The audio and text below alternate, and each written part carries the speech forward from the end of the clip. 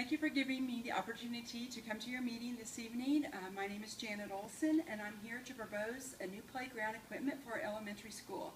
Our present equipment needs a facelift, new equipment is needed for special needs children, and new equipment is needed that will encourage exercise for healthy children. As a member of the elementary school PTO, a playground equipment committee was formed to analyze the equipment we have currently, research and make a design, propose a realistic budget, and to persuade you to make this a high priority for a major improvement to our elementary school. Our PTO is confident that you, the school board, will find this proposal beneficial for all of our children. Healthy children, something that we all want. People are finally starting to see the light and realize the serious effects of being overweight on our young population. Children are getting risk factors for heart disease, fatty deposits in their blood vessels, high levels of cholesterol, and dramatic increases in type 2 diabetes, which used to be called adult onset diabetes because it was not seen in kids. Well, no longer are those health problems reserved for adults.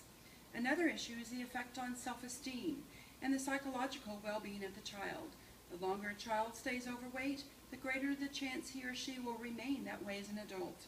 Once he or she becomes an overweight parent, he or she often starts a similar cycle with his or own children. It is important for all of us to try to break that unhealthy cycle. The American Academy of Pediatrics, a major child advocate organization made up of more than 60,000 pediatricians across the country, has made reducing the problem of overweight children one of its top priorities. We must do our part to help our children get some form of exercise. Thankfully, there is growing research and a rising number of programs available to help form some guidance to solving that nationwide weight problem. Our current physical education program at the elementary school does an excellent job during the classroom time. However, we need to make sure our recess time is beneficial and fun for our children. If any parent would be asked what their #1 goal would be for their children, and chances are the answer would be to raise healthy and happy children. In partnership with their parents, we can make that happen. First Lady Michelle Obama has advocated a healthy school lunch program which includes guidelines to provide nutritious meals. Healthy eating and exercise go hand in hand, so as a school we need to emphasize exercise as much as we can. Good, safe, and fun playground equipment is a must for our children. Society often emphasizes the importance of competition and winning rather than exercise itself.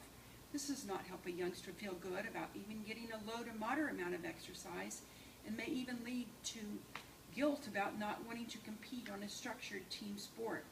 We've got to change that attitude and encourage activity at any level at a positive, healthy behavior. Getting 45 to 60 minutes of activity on as many days as possible, even if it's broken up into 15-minute segments, is an important, achievable goal. Now, all kids have been in organized sports, but the health statistics show that children need to be doing physical activity. Electronic equipment. The average number of hours a child plays on electronic equipment is a staggering 12 to 15 hours per week. This is an average of 2 hours per day. Since this is an average, this would indicate that a lot of children are spending 4 to 5 hours per day. This sedentary lifestyle can help cause the aforementioned health conditions. As educators, we need to encourage a healthy lifestyle. How many hours per day are our children moving and grooving? It would be safe to say probably not an average of 2 hours per day. Obviously, this can vary widely based on a child's interest and free time. We need playground equipment to encourage fun and safe play. Studies do indicate that video games have a marked improvement on their hand-eye coordination, but these activities are usually done in a sedentary position. Even some of our second graders have cell phones, and they text us and email and play games on a regular routine. As a committee, we do recognize the importance of technology and the ever-changing world of electronics, but we have to get our children moving and exercise so they can become healthy adults. Our current equipment is old and outdated. It's over 25 years old. Many of our committee members remember the same swing set and merry-go-round when they were in school. The committee believes it's time for a change. There are currently 262 children in our school. Approximately 55 children go to recess at the same time. The current equipment of swing set and merry-go-round can only accommodate 12 children at a time. This is not sufficient. This equipment can remain with new paint and with some better and safer equipment to accommodate as many children as we can do at the same time. We need more equipment for stimulation and problem solving. We currently have no equipment for special needs children. We are fortunate at the present time we don't have any children in wheelchairs. We have had some children in wheelchairs in previous years, and we basically had no equipment for them. This does not comply with the American with Disabilities Act. 14% of our children have special needs who require equipment to keep them occupied and self-motivated. It's imperative that we secure special equipment so there's interaction between all of our children. The new equipment, the committee has researched many playground equipment companies, and we are confident we have found the best company for the right price. Playworld Systems is the name of the company that's been awesome to work with, providing the information on the equipment we requested and required. Their motto is calorie burning, brain boosting, community building, fun producing, school age playgrounds. Playground equipment for disabled children is inclusive as areas where socialization can take place between normal functioning children and those with special needs. The playground equipment can be installed north of the existing swing set. The area has been measured and there's plenty of room to tear up the existing grass and install the new equipment. Picture of the proposed equipment from Playworld is shown. As you can see, it's an awesome structure with all the features that we want and need. Budget. For such your utmost concern as the school board, we realize it's costly, but we have budgeted that it'll take about $2,000 for the painting and the repair of the existing equipment, $3,000 for the preparation of the existing site, about $25,000, or that is the bid from Playground for the equipment and the installation. The equipment, the committee has obtained approximately one-half of the funds that's required. $7,500 has been donated by one of our local businesses. We were so excited about the owner of this business was so generous. He said, "I'm doing it for my grandchildren and the community." What an awesome community we live in. $7,500. The PTO has agreed to provide this toward this purchase. What an awesome PTO we have who believe in our children. And $15,000 we're requesting from you, the school board. We sincerely hope that you can provide funding for this improvement in our school district.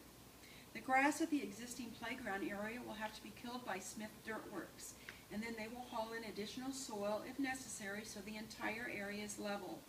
A 2-inch layer of sand goes on top of the soil, which is also provided by Smith.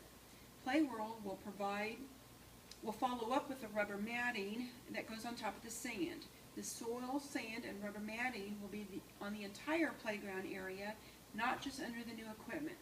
There's a special rubber border that goes around the entire edge. This border makes for easy access from grass and sidewalks onto the rubber matting. This border is included in the bid price and will also be installed by Playworld. We've come up with the following timeline. June 1, begin the site preparation. June 30th, complete all the dirt and sand work. I think this will allow for rain delays. June 1 through 30 will be the paint and repair, which we are requesting that maybe the summer helpers could do that, but we're pretty confident, and if that doesn't work out, we have community leaders that will provide that. July 15th to the 31st will be the installation of the new equipment, and August 10th, ready for that first day of school. Is there any questions? Okay, if not, conclusion. We're pleased and excited to present this proposal for new playground equipment for our children. This equipment will provide a safe and fun environment for all of our students and encourage more interaction between normal functioning children and those with special needs. Thank you for your consideration in this proposal. We'd be happy to answer any questions, provide more information, or give you more details about our plan. You can call me at 547-3439 to answer any of your concerns. Thank you.